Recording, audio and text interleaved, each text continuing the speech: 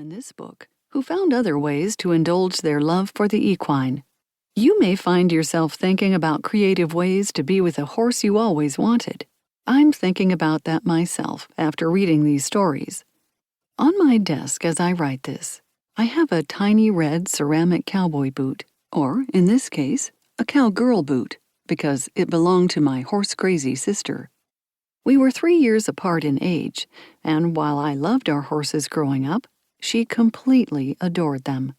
Each night after supper, when the weather was warm enough, she took her homework to the barn and sat in the hay with her favorite horse and our occasional ponies. They even whinnied outside her bedroom window in the mornings to wake her up. My sister passed away a few years ago, and while I was at her house shortly afterward, I saw the little red ceramic boot. I picked it up and pocketed it. I keep it as a symbol of the inspiring childhood we had involving animals. She is one of the reasons I started writing about them.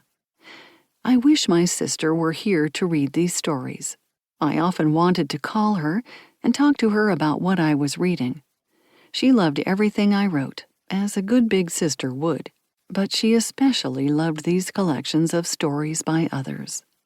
So I offer Second Chance Horses to you in her memory. Enjoy the ride. 1. Pumpkin Patch, Andy Lehman. When we fulfilled our daughter's dream of a pony for her 11th birthday, my husband and I assumed we were one and done. But as all horse owners learn, it's hard to have a single equine. Within weeks of our mare's arrival, we received offers for various pals to keep her company. A couple of candidates came and went. And then we met Pumpkin, a miniature orange and white paint with a history of hoof disease called Founder. Pumpkin needed a new home. He was a fat 4-year-old gelding, the equivalent of an overweight preschooler with a chronic eating issue.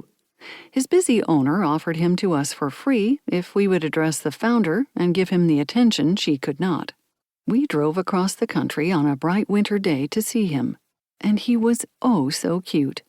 His thick 2-colored tail swept the ground as he quick-stepped along the fence line, regarding us with one big blue eye and one brown. We laughed at his high-pitched whinny, more of a shrill squeal than a neigh. A half-horse, as our daughter dubbed him, Pumpkin seemed docile enough, and he was certainly short, if not svelte. Her pony would enjoy the companionship, and we would give Pumpkin a good life. How much trouble could a plump mini-horse be? We soon found out. He may have stood only 40 inches high, but his diminutive frame housed the heart of a Percheron stallion. While he gave due deference to the lead mare in their herd of 2, he set out to be the ruling monarch of us all. Not that my besotted husband minded.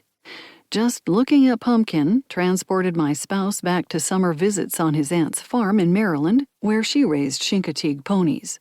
He phoned his parents, asking them to send a small saddle. And he gave Pumpkin a nickname, the Prince of the Meadow.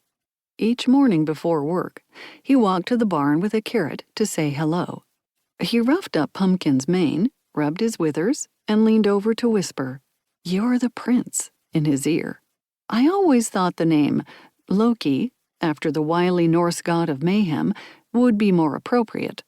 In public, I referred to Pumpkin as our yard art, attractive but useless. I realized early on that Pumpkin believed minis were not meant for riding, or showing, or even leading.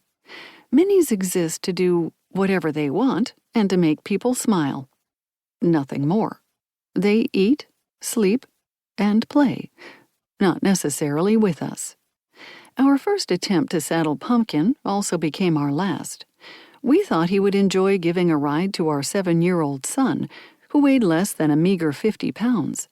It was a toss-up as to who was less enthused, Mini Man or Mini Mount. Pumpkin hopped and bucked and tried to shake the saddle off his back, so we should not have been surprised when he did the same with our son.